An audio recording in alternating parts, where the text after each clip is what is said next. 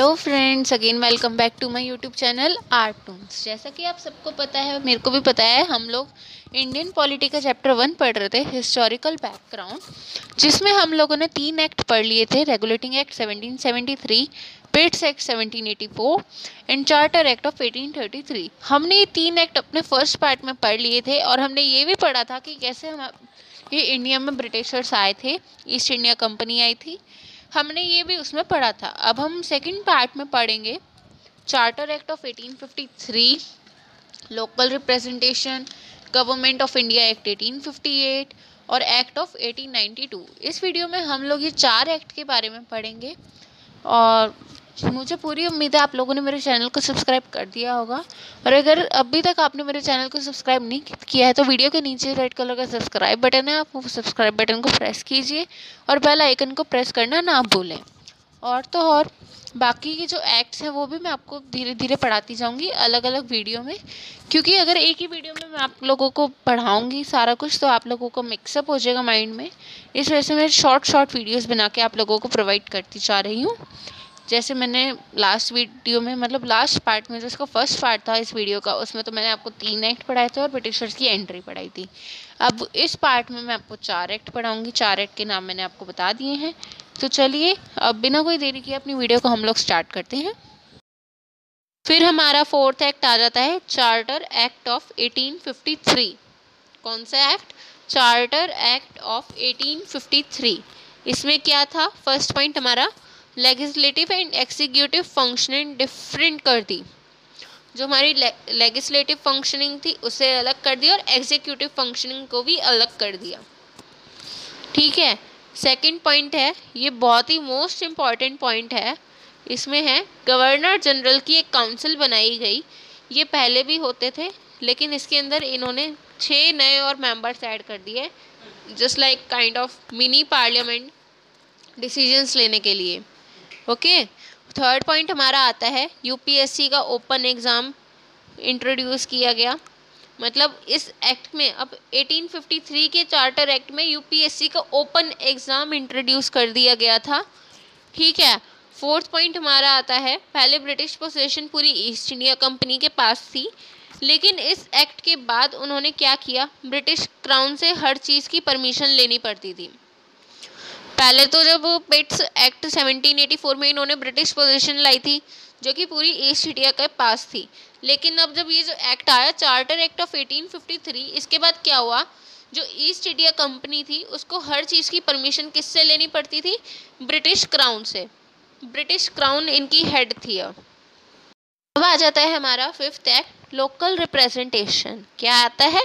Local representation. इसमें हमारा पहला है, इंडियंस जैसे नाराज़ होते थे ना कि अंग्रेज़ तो सब कुछ अपना कर रहे हैं, उनके लिए तो कुछ सोच ही नहीं रहे हैं, तो अंग्रेज़ों ने क्या किया, इसे इंट्रोड्यूस कर दिया। सिर्फ किस लिए? इसमें क्या था, छोटे छोटे मिनिस्टर्स थे जो कि सेंट्रल काउंसिल में ऐड कर दिए गए और ये लोग बजट सेशन में भी बैठ सकते थे।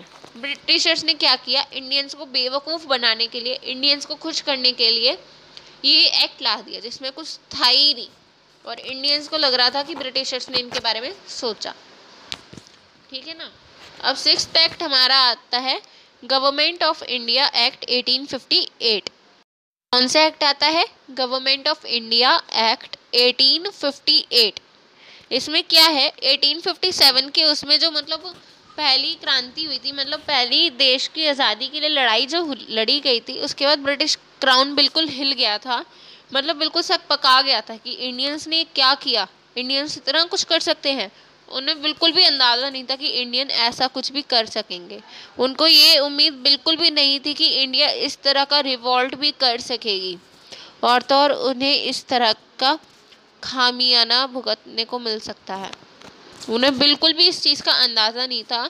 तो इसमें फिर क्या किया गया, इस एक्ट में जो गवर्नर जनरल ऑफ इंडिया थे उनका नाम बदल कर दिया गया voice Roy of India, VICEROY,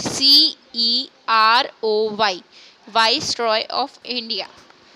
और कौन थे वो वाइस रॉय ऑफ इंडिया? आप लोगों को पता होगा लेकिन मैं फिर भी बता देती हूँ, लॉर्ड कैनिंग।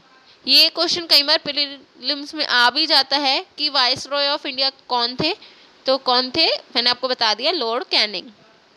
ओके। फिर इसके बाद हमारा पॉइंट आता है एबोलिशमेंट ऑफ डबल गवर्नमेंट सिस्टम।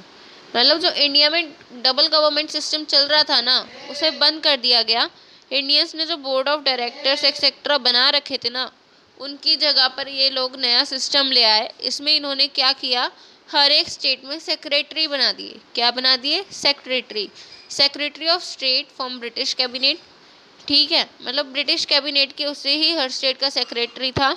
और तो और इनके हेड कौन थे, ब्रिटिश क्राउन की तरफ से सिलेक्टेड थे, ब्रिटिश क्राउन ने सिलेक्ट किए हुए थे इनके हेड। फिर हमारे इसमें थर्ड पॉइंट है 15 मेंबर्स की काउंसिल बनाई गई थी।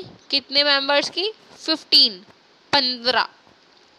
फिर फोर्थ पॉइंट इसमें हमारा आता है असिस्टेंट सेक्रेटरी हर स्टेट का अलग अलग था, लेकिन इनका जो हेड था सेक्रेटरी वो पूरी स्टेट का एक ही था और उनके पास इनसे ज़्यादा पावर थी। क्या थी, ज़्यादा पावर। अब इसमें ये एक पॉइंट आप लोग हाईलाइट करके लिख सकते हैं, ब्रिटिशर्स ने सेंट्रलाइजेशन करने की कोशिश की थी। इस एक्ट के अंतर्गत, मतलब इस एक्ट के अंडर में ब्रिटिशर्स ने क्या किया, सेंट्रलाइजेशन करने की कोशिश की थी। लेकिन मतलब ब्रिटिशर्स ने जो सेंट्रलाइजेशन करने की कोशिश की थी उसमें क्या था कि जो ज़्यादा पावर है, जितनी भी पावर है वो सारी ब्रिटिश क्राउन के हाथों में हो, ऐसा करने की उन्होंने कोशिश की थी। फिर आता है हमारा एक्ट ऑफ 1892। कौन सा एक्ट, एक्ट ऑफ 1892। इसमें क्या था, इस एक्ट में जो इंडियंस थे ना वो बहुत ही ज़्यादा विद्रोह करने लगे। क्या करने लगे, बहुत ज़्यादा प्रोटेस्ट करने लगे और काफ़ी सारी परेशानी रहने लगी थी। और मतलब ब्रिटिशर्स जो थे वो बहुत ज़्यादा परेशान रहने लगे थे। फिर तो इसमें हमारा फर्स्ट पॉइंट आ जाता है नॉन ऑफिशियल मेंबर्स जो थे उनकी संख्या बढ़ा दी गई। मतलब जो नॉन ऑफिशियल मेंबर्स हमारे थे ना, उनकी काउंटिंग इंक्रीज कर दी, मतलब और बढ़ा दी नॉन ऑफिशियल मेंबर्स उन्होंने। और सेकंड पॉइंट हमारा आता है सेंट्रल एंड प्रोविजनल काउंसिल का कॉन्सेप्ट अनाउंस किया गया। किसका, सेंट्रल एंड प्रोविजनल काउंसिल। ठीक है, अब इसमें क्या था, जो मेन पावर थी ना, सेंट्रल पावर जो थी वो तो सारी ब्रिटिश क्राउन के पास ही थी। इंडियंस को सिर्फ प्रोविजनल पावर्स दे दी गई, जिससे इंडियंस खुश हो जाए और प्रोटेस्ट करना बंद कर दें। फिर थर्ड पॉइंट हमारा था बजट की डिस्कस पावर जो इंडिया के पास थी वो इंडिया को दे दी गई। मतलब ये है कि जो उन्हें ये कह दिया गया कि जब बजट डिसाइड किया जाएगा ना, मतलब जब बजट बनाया जाएगा तो उसमें इंडियंस भी शामिल हो सकते हैं और वो क्वेश्चंस रेज आउट कर सकते हैं। अगर जब बजट बन रहा होगा ना तो इंडियंस भी वहाँ पे होंगे और अगर बजट बनते टाइम उनके मन में कोई क्वेश्चन होगा तो वो अपना क्वेश्चन पुटअप कर सकते हैं, क्वेश्चन रेज आउट कर सकते हैं उधर। और ऐसा भी इसलिए ही हुआ था क्योंकि इंडियंस ने प्रोटेस्ट किया था, क्योंकि ब्रिटिशर्स ने सारी पावर अपने पास ही रखी थी। ठीक है ना। फिर फोर्थ पॉइंट इसमें हमारा था जो नॉमिनेशन की प्रोसेस थी ना, मतलब जो नॉमिनेशन प्रोसेस होती थी, जो नए ऑफिसर्स होते थे ना उनका नॉमिनेशन स्टार्ट कर दिया गया। और इसके साथ ही साथ इसके द्वारा जो और भी रिकमेंडेशंस होती थी ना वाइसरॉय की, जो प्रोविजनल काउंसिल होती थी उसमें नॉमिनेटेड मेंबर्स जाने लगे। क्या करने लगे, नॉमिनेटेड मेंबर्स जाने लगे और जो वाइसरॉय रिकमेंड करते थे उन लोगों को भी यहाँ पर भर्ती किया जाने लगा था। ठीक है ना।